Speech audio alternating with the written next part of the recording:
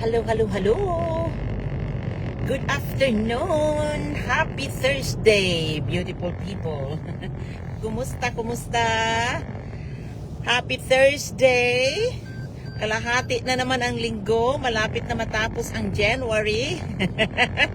I hope your month was productive. So good afternoon everyone. Si Tita po ito and I am broadcasting from Ontario, Canada. Malamig na Thursday. It's negative 13 po dito sa Ontario, Canada. It's 12:14 PM na po. Magandang hapon, magandang gabi, magandang umaga kung saan man po kayo sa mundo. I hope your day is amazing and you are having a great life. Happy, healthy, and staying warm. Negative 13 po dito sa Ontario, Canada, but with the wind, it's negative 25. But it's good because it's clear right now. Yeah, we're expecting more snow, but not so much. But we're good. We are kicking. We wake up this morning. We are strong, so it's good. Life is good, and life is to be celebrated every single day, di ba? Yeah. So anyhow, shout out muna sa aking mga followers diyan. Mapabago man kayo o mapaluma. Maraming salamat. I really appreciate you guys sa pag-i-engage nyo sa mga post ko, sa pag-share nyo. So thank you. I appreciate each and every one of you. Maraming salamat sa pagpa-follow sa akin. And yeah, so I appreciate you guys pagka nagsishare kayo, lalo na pagka nagsishare kayo sa mga post ko, because yes, most of you na nagpa-follow sa akin, you guys know na meron akong online business na ginogrow ko in social media platform. So kaya ako nagla-live sa Facebook, nagpo-post every single day because ang social media ay parang yung tindahan namin yan dito sa business na ito. So show up every day because the business is worth sharing. Hindi nyo alam kung gaano kalaki ang potential ng negosyo na ito para sa inyo. Hindi nyo makikita unless nasisilipin nyo. And sad to say na maraming tao na kahit alam nila ang potential, nagpapadaig sa kanilang fear. Diba? So kaya yun yung aking yan ang aking topic today. Why we can be our biggest enemy.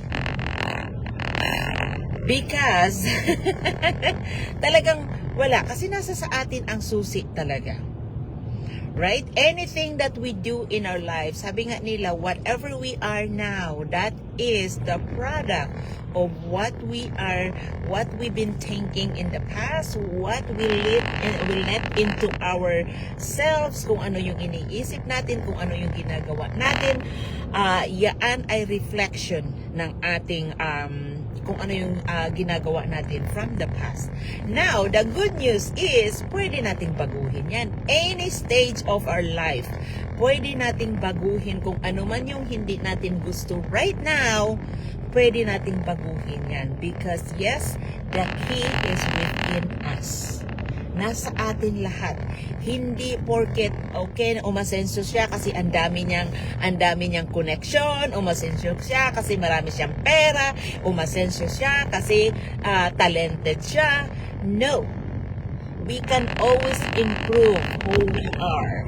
Every single day we are given the chance to be a better person, better version of ourselves than yesterday. So everybody, every day meron tayong choice na ginagawa. We are given choice. Kung hindi tayo umasenso, hindi yan kasalanan ng ibang tao, kasalanan natin yan. Right? Just to be honest with you, be honest with yourself. Ganun lang yun. Hindi tayo dapat, madaming tao na nagbe-blame game baga. Biniblame yung ibang tao, yung mga ganun baga. No. Nasa sa atin yun. Binigyan tayo ng utak para makapag-decide kung anong gusto natin, kung anong ayaw natin, 'di ba? So yeah, so yan yung aking topic today, and you guys know it's always inspired doon sa aking mga conversation sa online business ko. So, ayun, kaya ginalagay ko dyan, why can we be our biggest or our worst enemy?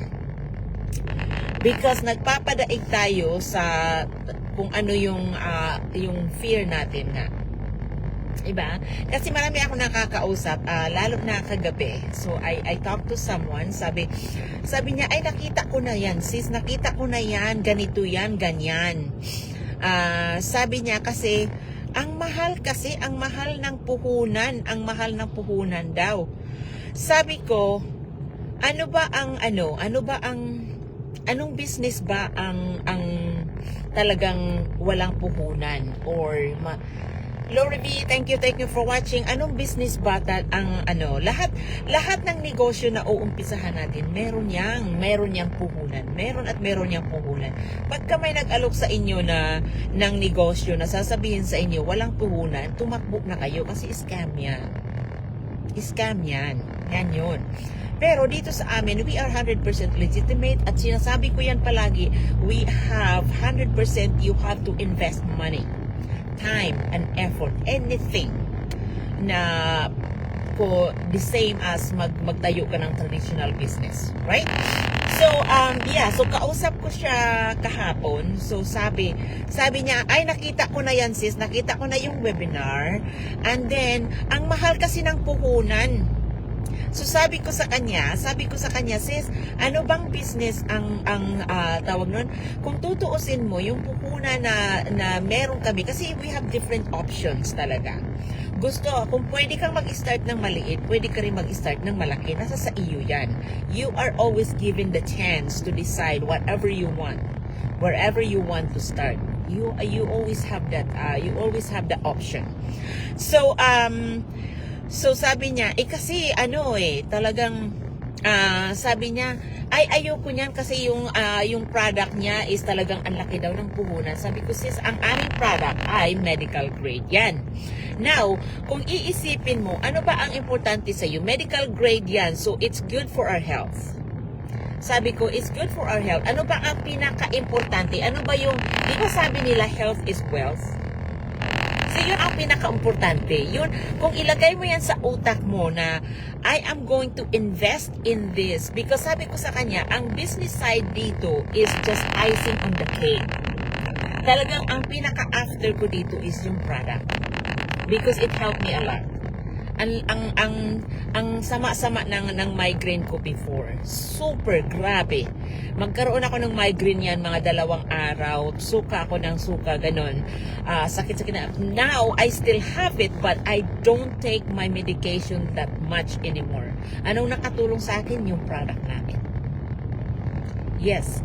Kaya sabi ko sa kanya, ano bang importante? Depende yan sa'yo. Sabi ko, depende yan sa'yo. Kung ano bang importante sa'yo.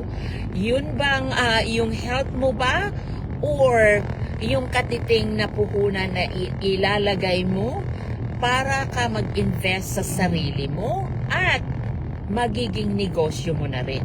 Yung business part, sabi ko, yung business side dito is icing on the cake na lang yan. Kasi ang pinaka-after ko talaga dito is the product. Talagang yun. Because, excuse me, yung health benefits ng product is yun talaga ang pinaka maganda. Kaya talagang, at saka, hindi lang yun. Nung makita ko yung loob ng community, dito, kasi high ticket business ang business namin. Pag sinabing high ticket, yung puhunan talaga is medyo may kalakihan, but at least may option ka.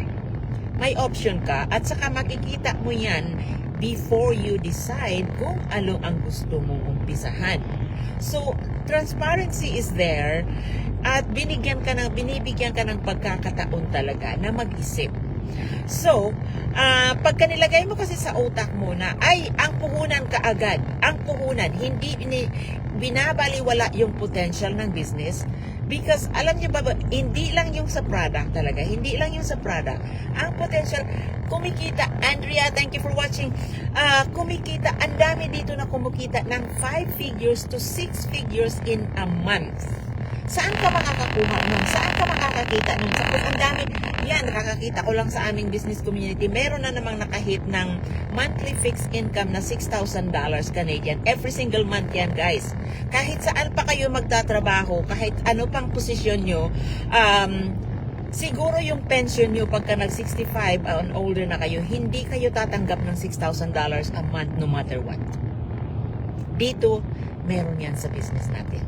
Meron yan sa business na ito. So, hindi lang yung products ang proud ako. Ang compensation plan is proud ako.